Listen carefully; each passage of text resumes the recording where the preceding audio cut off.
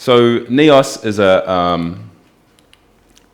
an internet-based server for solving numerical optimization problems that's hosted by the University of Wisconsin-Madison. And basically, it's a whole collection of computers run by a few different universities, and you can send them optimization problems, and then they will solve it using Cplex or Gurobi on their machines, and then they'll spit you back the results. And that's really cool because it means that if you are an industrial user, you don't have to go and get a trial and install all the software to kind of test out these things. You can formulate your problem, send it off, and if it looks like the results are good, then you can maybe go and actually purchase a full license. The problem is it can be a little bit difficult to use. So there's a few different ways that you can send problems to them. You can go onto the website and then send them an MPS file or an NL file. Or they have this XML-RPC API, which basically means that we can construct a very specific XML document, send it to their API, it'll get solved, and then the output will come back and we have to parse that. So they have lots of solvers on NEOS. I just went and took a screenshot last night of all the different solvers. So for a few different types of problems, so there's mixed integer and nonlinear, and then they have Bondman and MOSEC, and you can see you can either give them an ample document or a GAMS document or an LP file. It gets used actually quite a lot. So here's the last month from May to June, and they had about 65,000 jobs per month. And so this is just one random month. I don't know if Eli knows if that's a general. Looks pretty good. I actually had, when I was testing this, you can go and see who's submitting jobs to NEOS and from what country they're from. And for a while, New Zealand was number one on the list of countries because I was sending them so many jobs trying to get this to work that I probably overloaded their servers. And then, so NEOS.jl is just a nice wrapper package that wraps the NEOS API so that we can talk to it from Julia without actually having to really understand all the details of what's going on. So you can go using NEOS, start up a NEOS server, and then they have this nice little thing where you can ping them and it says, I am alive. And then they also have some other things. So it's a cluster of computers, and you can submit them a job, and then it goes into a queue to be solved, because they only have some limited numbers of machines running jobs at any point in time. And you can see that there's a whole lot of here that I cut out because they're all missing. And so lots of different people use this for lots of different things. And so maybe on your machine it's really hard to install Queen or Baron, but you can still solve the model and then figure out if it's a good thing to actually go through the hassle of trying to install. So how do we actually use this for JuMP? What I wanted, it got a little bit tricky because the current version of JuMP isn't really set up to do this very well. And so we have our JuMP model, and then we can send that through the MathProgBase API. Then we have to write that out to an MPS file. Then we have to construct this XML document, send it off to NEOS, that's the easy part. And then we get some output back that we have to parse in a text format, and then we can put it back to JuMP. Let's jump to here. And so this is the output you get back from NEOS. It's just a long text file. And you can imagine if you have to do this for Cplex and MOSEC, and then you need to detect whether your solution was optimal or unfeasible or unbounded, then you have to kind of read through that and find out what the solution variables were.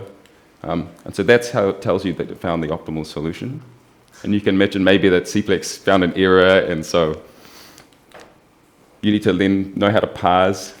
That's the objective. And then Cplex will sometimes not always give you back the objective value in the same string format. And so you have to know that sometimes that can happen, and sometimes it tells you back an integer, and sometimes it'll give you in scientific notation, or maybe it'll just give you a float. They'll also tell you the variable values, but For some solvers, if the value is 0, they just won't tell you what it was. They'll say, here are the non-zeros in our solution vector. And so going through this and trying to parse it is a lot of work. So there's a few kind of steps in this chain that we had to kind of work through. And the first one is, how do we actually write an optimization problem to a file? And this is kind of, it seems like a really easy thing to do, but it actually gets tricky when you think about it a lot. And especially if we're kind of talking, Miles talked about this MOI format yesterday. How do we write one of those problems to a file where I can give it to someone like NEOS and they can read it in and understand it? And if we talk about like an MPS file, there's not just one type of MPS file. Everybody has their own little things, and MOSEC's MPS file is not exactly the same as the one from CPLEX. And then people sometimes say, oh, well, instead of having 80 columns or whatever the MPS file is originally, we'll let you have as many as you want. But other people don't. And so even though we think we have these standard files for sharing problems, they're not actually standardized. And then there's the printed output. But so then Michael Ferris from Madison came to Auckland for the last few months, and he mostly came on holiday, but while he was there, we did do some work. And we managed to replace the NL file, the MPS files with an NL file. So it seems like it's getting a little bit further away from like usability. And if anyone's looked at an NL file, it's even more difficult to kind of read, but it is well standardized. And then we get back a sol file, and this is, instead of having to parse those printed outputs, now we get back a nice standardized solution file. And so now the new version of NEOS.jl is a little bit more robust than the old one. But the main thing I wanted to talk about in this talk was this kind of file format.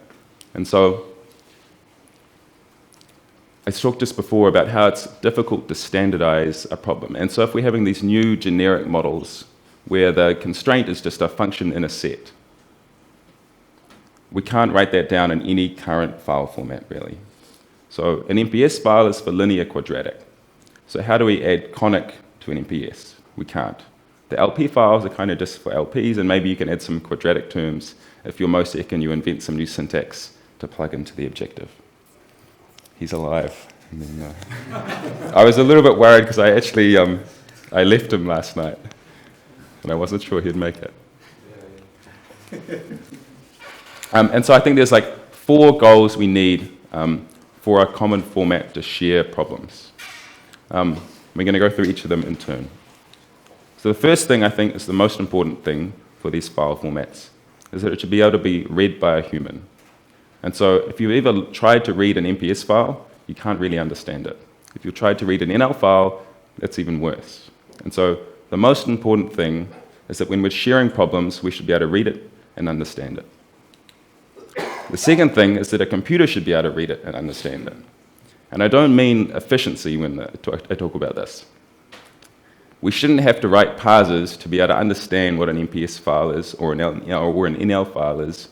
And if we do it in Julia and then in Python, we shouldn't have to rewrite parsers in different languages. We should just use like JSON or XML where other people have written a nice parser, and we can just understand that pretty easily.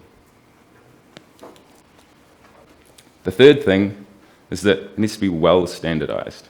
And so an MPS file seems like it's standardized, but it isn't really. And an NL file is standardized, but it's quite limited in the things that it can represent. So we need a format that's explicit and only has one meaning, and everybody agrees on what that meaning is. But the fourth thing is it needs to be extensible. So instead of just saying, here's a file format for these type of problems, we need to make sure that in the future, if we invent new types of constraints, it's pretty easy to just plug them into the same format without having to make big changes. And then about an hour ago, I made a table. On the y-axis are some 4 current file formats: an MPS file, an LP file, an NL file, or this OSL thing, which is an XML file format. And then here are 4 goals that I have. You can see that MPS, which lots of people use, you can't really understand them. They're quite hard to parse because everybody has a different thing. Everybody has a different thing, and different people have tried to extend MPS to add stochastics or things, and they're kind of clunky add-ons every time. The best one so far is this OSL thing, which is an XML. You can kind of read XML when you look at it, but maybe it's a little bit difficult. But I can give it in any computer language, and lots of people have XML parsers, so that's really great. You can also validate, if I give you an OSL document, they have an XML schema, so you can validate that this is a well-standardized file. And it is extensible, but I'm going to argue that the structure they have is not as generic as the MOI function and set combinations. So what are we thinking that we should do for MOI? Basically, a function in a set is a very generic concept that's pretty strong. And so we want to pretty much replicate exactly what's in the Julia code in JSON. Why JSON? Because it's not XML. That's pretty much the only reason. And then, I like that. I'm signing. I'm going to get in trouble for some people. And then, so here's a very simple example of what some of the syntax or the file might look like. First up, we can add some metadata. So in an LP file or an MPS file, you can kind of add comments, but not everybody reads comments, and it's not a structured part of the file. So it'd be really nice in our model to say, my name and I wrote this, and here's a description about the model. Well, we can add that to JSON pretty easily just with some fields. We can choose whether it's a minimization or a maximization problem. And then we need to give it a list of variables. And so in JuMP, how to put this? Not every variable needs a name, but we'll say how do we associate an index with a variable, or how do we give a variable I guess a name. That was a bad way of putting it. And so in a file format, when we're reading a file, we need to somehow, in our Julia code, link the JuMP models to a variable in a file format. And the way to do that is to give every variable a unique string name. So every variable is a JSON object with a name field. And then there's two extra fields that we're going to go into in more detail. One of them is the objective, and then you're going to pass a list of constraints. So here's maybe one way of writing down the objective. It's going to be a scalar affine function, which is one of the MOI structs. It's going to have a list of terms in our scalar affine function. Everything has this head keyword, which tells us, hey, we're about to parse a scalar affine term. Then we can go and look up what a scalar affine term is, and we know that it has a variable and a coefficient. So in this case, it's 2x. And there's another one here, which is 1 times y. So our function is 2 times x plus 1 times y. And then there's a constant. And this is exactly what the definition of the struct in MOI is. And so it's just a literal one-to-one mapping from MOI to JSON. We can also add constraints. And so here's a binary constraint. We can give constraints names. And then here's the set and function combination. So we just have to define in JSON how to write down every set that we know about in MOI. And in this case, it's the 0-1 set, which is an exact thing that's in MOI.